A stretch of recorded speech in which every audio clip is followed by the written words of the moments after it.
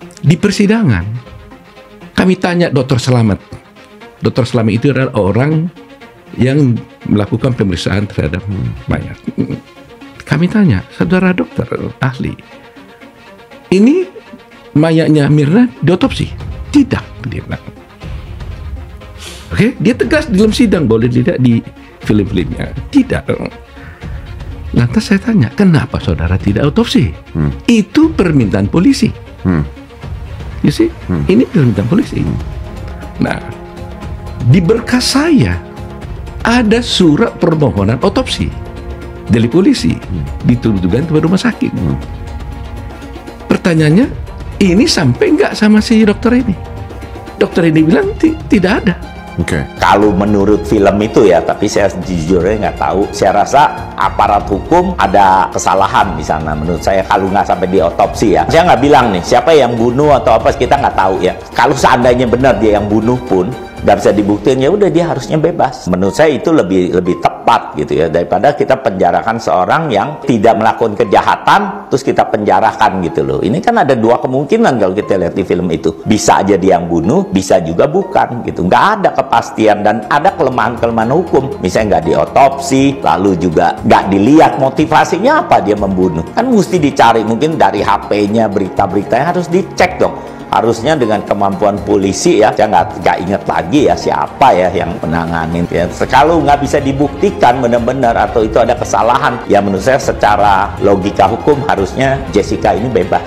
Tidak ada sianida yang ditemukan dalam tubuh Mirna Salihin, specifically lambung. Sekali lagi, tidak ada sianida yang ditemukan dalam tubuh Mirna Salihin. Data sains yang bicara, karena untuk sianida membunuh manusia sekitar 50 sampai 300 mg. 0,2 itu 1 mg aja nggak sampai. Ya, jauh sekali dari 50 mg, jauh sekali. Kamu butuh sekitar 250 kali lipat dosis 0,2 mg untuk membunuh seseorang dengan sianida. Jadi apa dasarnya kenapa Mirna Salihin dianggap meninggal karena sianida? Dan apa dasarnya Jessica membawa sianida? Dan di mana Jessica membeli sianida? Semua tidak terjawab dalam sidang peradilan tersebut. Dan bahkan tidak ada bukti yang menunjukkan ada sianida di dalam tubuh Mirna Salihin. Tangani kasus kopi sianida, Ferdy Sambo jadikan putusan Jessica Wongso untuk meringankan hukumannya. Ferdy Sambo kembali menjadi sorotan dalam kasus kopi sianida Jessica Wongso. Ferdy Sambo diketahui ikut menangani kasus kopi sianida Jessica Wongso bersama atasannya saat itu, Krishna Murthy. Kasus kopi sianida dengan tersangka Jessica Wongso kembali viralkan publik setelah film dokumenternya dirilis oleh Netflix. Film dokumenter berjudul Ice Cold Murder, Coffee and Jessica Wongso tersebut dirasa janggal oleh publik. Ditambah lagi dengan keterlibatan Ferdy Sambo yang menangani kasus tersebut membuat publik curiga. Bahkan publik merasa bahwa Jessica Wongso seharusnya tidak bersalah atas kasus kopi sianida dengan korban Mirna tersebut. Sebelumnya, beberapa waktu lalu saat Ferdy Sambo tersandung kasus pembunuhan berencana terhadap Brigadir J sempat membawa-bawa nama Jessica Mirna. Ferdy Sambo kala itu dilibatkan putusan Jessica Wongso untuk meringankan hukumannya di hadapan pengadilan. Kubu Ferdy Sambo dan Putri Chandrawati saat ini menjadikan putusan Jessica Wongso sebagai salah satu alat bukti kasus pembunuhan Brigadir J.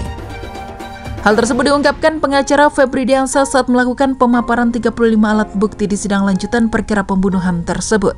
Sampai itu lampiran putusan terpidana kasus pembunuhan Jessica Wongso dilampirkan sebagai bukti untuk meringankan hukuman Ferdy Sambo. Namun saat lampiran itu disampaikan, Jaksa Penuntut Umum atau JPU tampak beberapa kali tersenyum. Tetapi sampai saat ini tidak tahu apa arti senyuman JPU saat lampiran putusan Jessica Wongso dilampirkan. Sebelumnya Ferdy Sambo juga diduga karirnya melesat seusai menangani kasus kopi sianida tersebut. Itulah dia informasi Ferdy Sambo jadikan putusan Jessica Wongso untuk meringankan hukumannya dulu di pengadilan.